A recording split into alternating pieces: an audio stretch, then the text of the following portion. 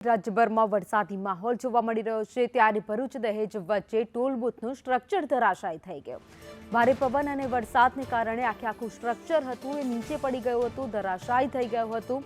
કેસરોલ ગામ નજીક આ ઘટના બની છે। ટોલ બૂથનો બનાવ બન્યો છે। ધરાશાયી થતા કર્મચારીઓમાં પણ દોડધામ મચી ગઈ હતી। લોખંડનું સ્ટ્રક્ચરનો લાઈવ વિડીયો પણ સામે આવ્યો છે। તો આ દ્રશ્યોમાં આપ જોઈ રહ્યા છો, ભારે પવન ફૂંકાઈ રહ્યો છે, જ્યાં આખું ટોલ બૂથ જે ઊભું કરવામાં આવ્યું છે એ ભારે પવનના કારણે ધરાશાયી થઈ ગયું છે।